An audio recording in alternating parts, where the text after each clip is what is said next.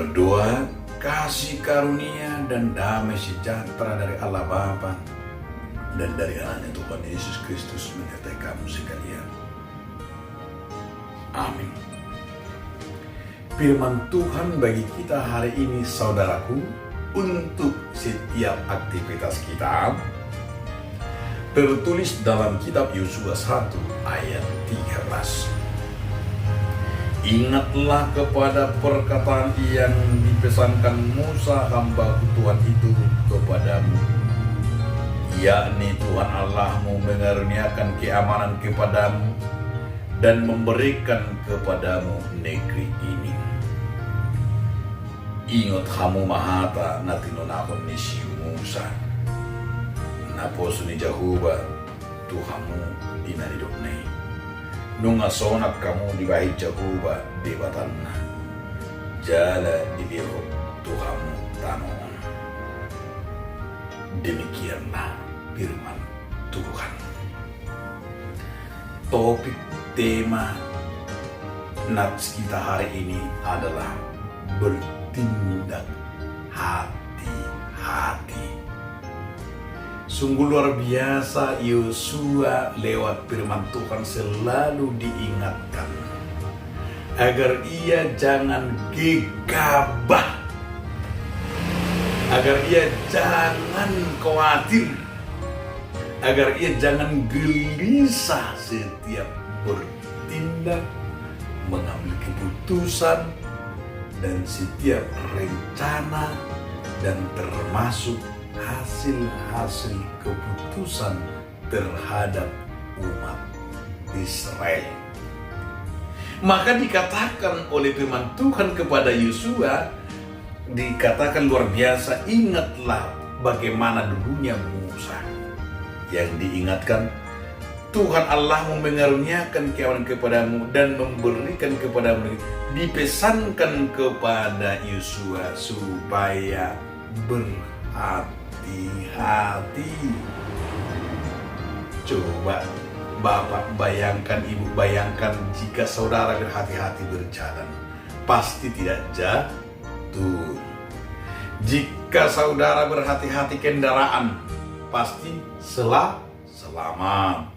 Jika saudara berhati-hati mengerjakan soal PR, soal ujian, pasti tidak ada yang salah. Tapi jika saudara gegabah, asal-asalan, tidak mau tahu, hasilnya akan nol dan hasilnya akan mengecewakan. Maka begitu luar biasanya dikatakan oleh firman Tuhan lewat Yosua supaya berhati-hati bertindak dalam hal berperang, bertindak dalam hal kenyamanan, bertindak dalam hal segala keputusan, bertindak dalam hal perkataan, bertindak dalam hal termasuk adalah sebagaimana seorang pemimpin. Yosua itu kan pemimpin, maka harus hati-hati, maka harus jangan gelisah, biar dia merasakan kehadiran Tuhan. Demikian juga dalam diri kita. Coba kita belajar seperti Yosua, belajar memahami, belajar berhati-hati, belajar bertindak, belajar mengucapkan, belajar dalam segala perbuatan kita. Pasti apa yang dapat, yaitu kenyamanan dan keselamatan dan kebahagiaan. Tetapi keluarga yang tidak berhati-hati, tidak bertindak berhati-hati dalam setiap pengeluaran, asal dibeli, asal-asalan, belum sehabis bulan sudah habis gajinya, akhirnya apa? Utang. Akhirnya terus ditumpuk lebih besar pasak daripada tiang, karena dia tidak berhati-hati dan tidak bertindak dengan waspada, tidak diawasi, tidak was-was, lebih besar pasak daripada tiang. Apa yang terjadi?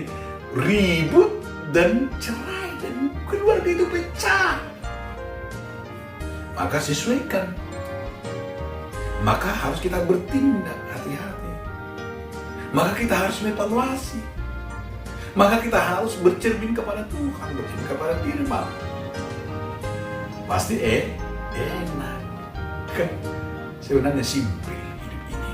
Tapi kadang kita buat ribet. Simpel hidup ini. Artinya kita tahu berapa gaji kita sebulan. Ya simpel. Kalau kita sudah tahu 5 juta gaji kita, nggak usah lah beli handphone yang 20 juta, yang 30, ngapain? Yang sederhana saja, yang ya sesuai dengan kebutuhan. Jangan sesuai dengan kemauan. Ya pasti kita akan rusak.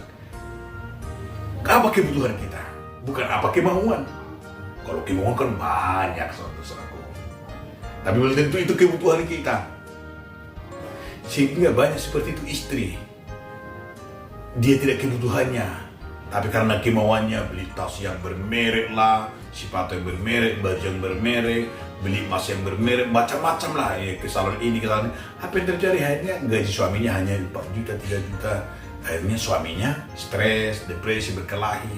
Karena apa? Karena tidak bertindak hati-hati, karena tidak bercermin kepada firman, karena adalah hanya kemauan badannya, kemauan kedagingannya.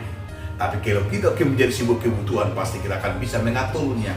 Pasti akan hidup dengan damai dan dapat menyesuaikan sesuai dengan gajinya. Demikianlah kita dan Joshua bertindak dengan hati-hati, bertindak dan mengevaluasi dirinya sehingga dia tidak terlena.